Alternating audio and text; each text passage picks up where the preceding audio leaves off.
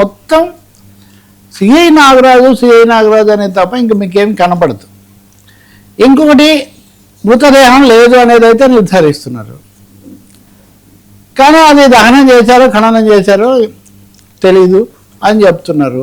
మరి అటువంటిప్పుడు దాని మీద కృషి చేయలేదా, దృష్టి పెట్టలేదా? మీరు వెళ్ళి విచారించినంతలో ఇంతవరకు ఏం తెలిసింది? ఇంకా చాలా విషయాలు విచారించాల్సి ఉందని చెప్పి మీరు సరిపెట్టేస్తున్నారే కానీ ఒక్కసారిగా స్వీపింగ్గా పక్కకి ఎందుకు నెట్టేస్తున్నారు? ఈ ప్రశ్నలు అయితే చాలా అందరిలో వచ్చాయి. అది కూడా కాకుండా కోర్టులో కూడా వచ్చాయి. ఇప్పుడు వాదనలు జరిగినప్పుడు కూడా అటు ప్రభుత్వం తరఫున దవాల్పాటి శ్రీనివాసు, ఇటు వీళ్ళ తరఫున పిటిషనర్ వేసింది, దీని తరఫున ఈయన పొన్నవాళ్ళు అనుకుంటా సుధాకర్ రెడ్డి, వీళ్ళు వాదించారు. సిట్ అనేది కొన్నే చెప్తుంది, అన్ని విషయాలు చెప్పట్లేదు, కాబట్టి సిట్ను కూడా విశ్వసించడానికి లేదు అని. దీనికి మీరు బయట నుంచి కలిపితే వైసీపీ వాళ్ళ నినాదం సిబిఐకి అప్పగిస్తే తప్ప ఇవి నిజాలు బయటికి రావు, కాబట్టి సిట్ కాదు సిబిఐ అనే స్లోగన్ వాళ్ళది.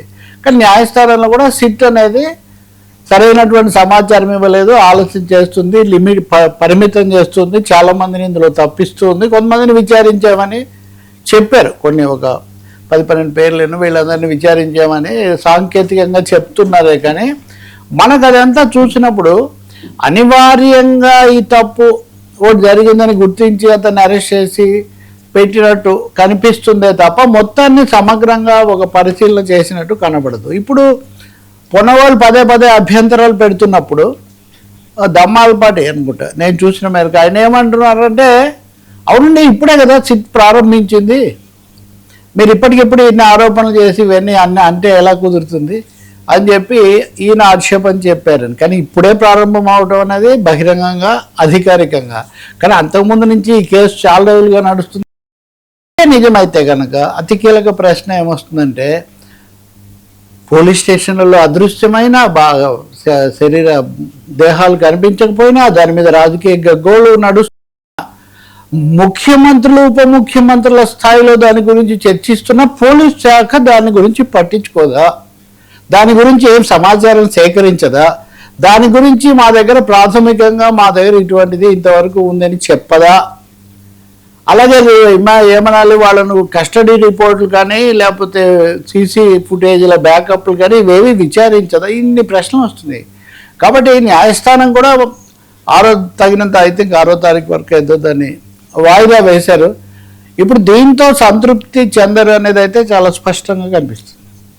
ఇది ఏమాత్రం సంతృప్తికరంగా లేదు. దీంతో పబ్లిక్ బయట రాజకీయ పార్టీలు కానీ ప్రజా సంఘాలు కానీ కుటుంబ సభ్యులు కానీ మీరు మళ్ళీ చూడండి, ఆయన తల్లి గారు ఆమె విజయలక్ష్మి, నా కొడుకు బూడిదైనా ఇవ్వండి అని మళ్ళీ అడిగారు. చంద్రబాబు గారిని కలవక ముందు అడగటము అది ఒక ఎత్తు, కానీ కలిశారు, న్యాయం చేస్తామని నమ్ముతున్నాము అని ఆమె కానీ ఆ నవరం కానీ ఇంకో మేనమావ కానీ, మేనమావలో ఇద్దరు కూడా 2 విధానాలు అంటున్నారు. ఇది మనకు కానీ వాళ్ళకి సంబంధించిన కుటుంబ విషయం. ఆమె మళ్ళీ నా కొడుకు బూడిదైనా ఇవ్వండి అని ఇప్పటికి కూడా అడుగుతున్నారు. ఇంకా న్యాయం ఎక్కడ? న్యాయం బూడిద న్యాయం రెండు ఒక విధంగా పోటాపోటీగా రావటం ఇంకా ఏ రచయిత కూడా రాయలేని ఒక స్క్రిప్ట్ ఇది. ఖచ్చితంగా పోలీస్ లాకప్ డెత్తులు జరిగినప్పుడు నాకు బాగా గుర్తుంది, వర్మ ఎమర్జెన్సీలో మొదటిసారిగా అప్పుడే పత్రికలు ఇంత మీడియాలు ఇవన్నీ లేవు. కర్నూలులో బి క్యాంప్లో ఇక్కడ ఒక ఉరేసుకొని చనిపోయాడని వార్త వచ్చింది. ఆ తర్వాత తెలిసింది ఇంకా అదంతా అది మొదలు. ఆ కానిస్టేబుల్ కూడా తెలుసు. ఆ తర్వాత అతన్ని సస్పెండ్ చేశారు, ఉద్యోగం నుంచి తప్పించారు, ఇవి చాలా జరిగాయి.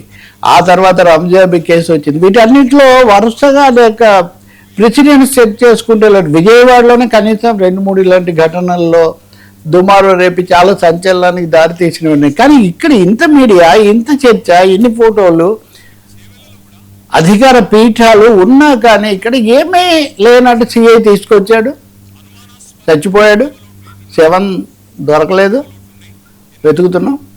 సిఐ బాధ్యుడు, టాస్క్ ఫోర్స్ ఏంటి, పోలీస్ కమిషనర్ ఏంటి, కమిషనరేట్ రేఖామాత్రంగా కానీ డిపార్ట్మెంటల్ స్టెప్స్ జరుగుతున్నాయనే వాక్యం కూడా లేదు. ఇది కోర్టుకి ఇచ్చిన రిపోర్ట్ కదా, departmental things are going on అనే మాట కూడా లేదు. సిట్ అనేది నార్మల్గా డిపార్ట్మెంట్గా వేసింది కదా. ఎగ్జిక్యూటివ్ ముఖ్యమంత్రి గారి జోక్యంతో వేసినటువంటి ఒక పొలిటికల్ అడ్మినిస్ట్రేటివ్ డెసిషన్.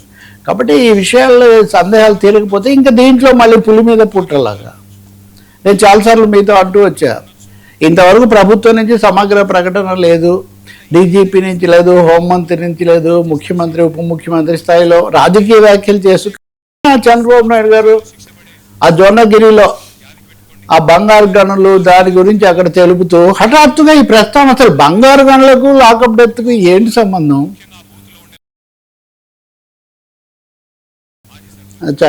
ఆ నేర నేపథ్యం ఉన్న నిందితుడు చనిపోయిన అతనిది ఒకటే కులం, ఈ పోలీస్ది కూడా ఇన్స్పెక్టర్ది కూడా ఒకటే కులం, అయినా కులం మచ్చది, వాళ్ళు కులం మచ్చ తెస్తున్నారు సార్. మీరు ఎందుకు తెస్తున్నారు సార్? పోలీస్ శాఖలో ఎవరు తప్పు చేశారు, ఎవరు గొప్పవాళ్ళు, ఎవరు మెడల్స్ తెచ్చారు, ఎవరు నీతివంతులు, ఎవరు కాదు, దాన్ని పక్కన పెట్టేద్దాం. కానీ ఒక ముఖ్యమంత్రి తన శాఖలో ఉన్న ఒక అందులో పోలీస్ లాంటి సున్నితమైన శాఖలో ఉన్నటువంటి వాళ్ళ కులం గురించి ప్రస్తావించాల్సిన అగత్యం ఏమొచ్చింది? రెండవది, మీరు మొదటిసారి ఆ విషయం ప్రస్తావిస్తున్నప్పుడు అవతరాలు చేస్తున్నారు రాజకీయం అనేది మీరు చెప్తున్నారు, కానీ మీరు చేస్తున్నారు కదా, మీరు చెప్పాలి. దీని కొనసాగింపుగా మేము నిజాలు బయటికి తీస్తాం, మాకు అనేక విషయాలు, ఎందుకంటే ముఖ్యమంత్రి కార్యాలయానికి ఉండాలి కదా. కాబట్టి జరిగింది ఇది, ఇలా పక్కదో పట్టిస్తుంది, అలా చెప్పారా, అక్కడ చెప్పలేదు, తర్వాత చెప్పలేదు. కాబట్టి ఈ రాజకీయ రంగం అనేది బాగా ఎక్కువైపోయి మీరు వాళ్ళు కులం తెస్తున్నారని వీళ్ళు, వీళ్ళు కులం తెస్తున్నారని వాళ్ళు, ఇది పూర్తిగా కులం రచ్చగా కూడా మారిపోయినటువంటి పరిస్థితి కనిపిస్తుంది. వాళ్ళు ఇప్పుడు ఉదాహరణకు ఉదయం అయితే ఇంకా మాజీ మంత్రి అమర్నాథ్ మాట్లాడుతున్నాడు, జగన్మోహన్ రెడ్డి వెళ్తే రెచ్చగొట్టడం అన్నారు, మరి మీరు ఇంటికి పిలిపించుకొని మాట్లాడారు కదా, అదేం కాదా? ఇలాంటి క్వశ్చన్స్, ఇలాంటి ప్రశ్నలన్నీ కూడా వస్తాయి కదా. కులాన్ని అవతల వాళ్ళు రెచ్చగొడుతుంటే దాన్ని మాట్లాడకుండా ఉండడం కదా మార్గం. నేర నేపథ్యం ఓకే, కానీ ఇక్కడ కూడా నేరం జరిగిందనే కదా అతను అరెస్ట్ చేశారు, అందుకనే కదా రిమాండ్లో పెట్టారు. అటు గురించి ఒక్క మాట కూడా చెప్పట్లేదే. సిఐ గురించి చెప్తున్నదంతా కులం. సిఐ కూడా తొందరపడినట్టున్నాడు, లేకపోతే ఇంకోటి అయింది అని చెప్తే వేరే విషయం. అతను నేర నేపథ్యం ఉన్న వాళ్ళు మామూలు లేకపోతే తప్పుదారి తొక్కిన వాళ్ళు నేరాలు చేయడం వేరు. కానీ ఇక్కడ పోలీస్ అధికారి కాకి ఇన్ఫార్మ్ వేసుకొని చేసిన దాని గురించి కూడా ఎంతో కొంత ప్రస్తావం. ఇక్కడ మళ్ళీ ఈరోజు అధికారుల సంఘం ఒక మాజీ ఎస్పీ గారు మాట్లాడారని ఇందాక వస్తూ చూస్తున్నా. అతను నిజాయితీపరుడు, అతని మీద ఇలా అంటారా మీరు? మొన్నేమో అక్కడ మద్దతుగా ప్రదర్శనలు చేశారు, ఇప్పుడేమో పోలీస్ అధికారులే వచ్చి, అంటే తప్పు జరిగింది, మీరే ఎస్పీగా ఉన్నారు, మీరు ఎస్పీగా ఉన్న చోట ఓ పోలీస్ స్టేషన్లో ఒక అంతు తెలియని మరణం సంభవించింది, మృతదేహం మాయమైంది, మృతి చెందించబడిన దేహం, దాని గురించి మాట్లాడరా? ఎందుకు ఇవన్నీ వీటికి ప్రచారం ఇస్తున్నారు తెలియదు. ఇది ఎక్కడెక్కడికి పోతున్నా. ఇంకొకటి కూడా దీని కొనసాగింపు, దీంతోపాటు వచ్చిన క్రాంతి, అతను వీడియోలు చేశాడు, ఈయన పేరు ఆయన కూడా పెట్టాడు, అక్కడ కులం ప్రశ్న లేదు, అతని కులం వేరు అసలు. అతను ఇప్పుడు ఉదయమే కొలికపూడి శ్రీనివాసరావు కూడా వెళ్ళి పరామర్శిస్తారు తల్లిదండ్రులు. అంతకుముందు కమ్యూనిస్ట్ నాయకులు, దళిత సంఘాలు, అన్ని పార్టీల వాళ్ళు వెళ్ళారు, ఈవెన్ ప్రభుత్వం తరఫున వాళ్ళు కూడా వెళ్ళారు. ఇంతవరకు క్రాంతి విషయంలో ఎందుకు మాట్లాడలేదు? అలాగే గంగమ్మ అనే ఒక ఆమె మృతి గురించి కొన్ని సందేహాలు వస్తే హైకోర్టు ఆ విషయంలో కూడా నిన్న ఏమైందో చెప్పండి, పూర్తి వివరాలు సమర్పించండి, ఆమె మరణం ఏ దశలో సంభవించిందో చెప్పండి అని హైకోర్టు. మరి అవి కూడా ప్రస్తావిస్తే కనుక, అన్ని ప్రస్తావిస్తే ఒక స్పష్టత వస్తుంది. రెండోది, వాటి మీద కూడా ఒక సిట్ వేయచ్చు కదా. ఇప్పుడు ఏమంటున్నారు, దళితులు అంటే మీకు చులకనా? అంతే కదా, దళిత ఆయన వీడియో తీసి చనిపోయాడు, నేను అదే స్టేషన్లో ఉన్నాను, లేకపోతే ఆ సిఐ ఇలాంటి ఆయన చెప్తున్నాడు. సో సామాజికమైనటువంటి ఉద్రిక్తతలు, వివాదాలు, స్పందనలు, ప్రతిస్పందనలకు దారితీసే విషయాన్ని కేవలం రాజకీయంగా ఎవరు ముందుకు తెస్తున్నారు, లేకపోతే దీనివల్ల ఎవరికి అనేక కోణంలో చూడటం చాలా చాలా నష్టం చేస్తుంది. అది అందరికంటే ఎక్కువగా అధికారంలో ఉన్న వాళ్ళ మీదే కదా ఏదైనా నెగిటివ్ ఇది వచ్చేది కూడా, పైగా తెలియకుండా చేశారా, ఇట్లాంటి ప్రశ్నలన్నీ వస్తాయి. కాబట్టి దళిత సంఘాలు ఇప్పుడు ఒక ఆందోళన కార్యక్రమం కూడా రూపొందించుకున్నాయి.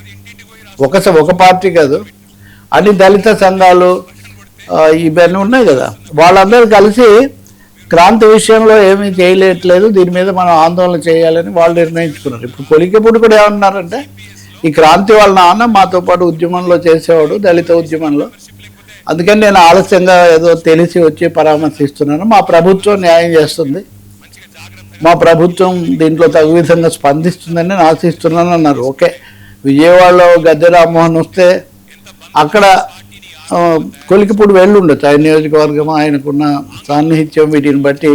కానీ ప్రభుత్వం ఒక సమగ్రమైన వైఖరి, న్యాయమైన వైఖరి, పారదర్శకమైన వైఖరి తీసుకోకపోతే మటుకు, పోలీసు దీంట్లో జరుగుతున్నటువంటి ఆరోపణలు ప్రత్యారోపణలు వీటిని కొంచెం ప్రక్షాళన చేయకపోతే మటుకు చాలా నష్టం జరుగుతుంది. సరే, ఇప్పుడు ఆ దాంట్లో చాలా స్పష్టంగా మీడియాలో వచ్చిన దానికంటే ఎక్కువగానే ఉంది ఆ రిపోర్ట్లో మటుకు.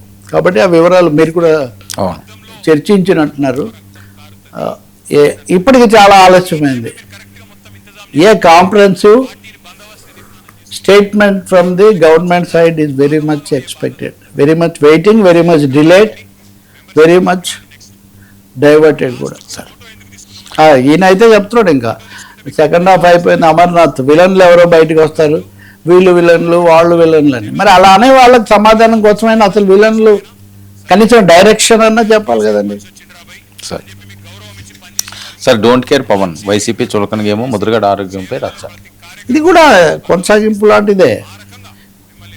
పవన్ కళ్యాణ్ మీద దాడి జరుగుతుంటే మీరు ఎవరేమి మాట్లాడరా, మీరు మాట్లాడండి అని మంత్రివర్గ సమావేశంలో ముఖ్యమంత్రి హెచ్చరించారు. చంద్రబాబు వార్తలు మనం చూసాం. అసలు అంతకుముందు స్వయంగా పవన్ కళ్యాణ్ కాకినాడ మాట మంత్రిలో ఆయన తరమాట కూడా చెప్పి, నేను ఒక్కనే మాట్లాడాలా, మీరందరూ ఏమి పట్టించుకోరా, అది ఇది అన్నారు. ఆ తర్వాత వాళ్ళందరూ వచ్చారు. ఇప్పుడు మంత్రివర్గం సాక్షిగా ముఖ్యమంత్రి హెచ్చరిక చేశారు.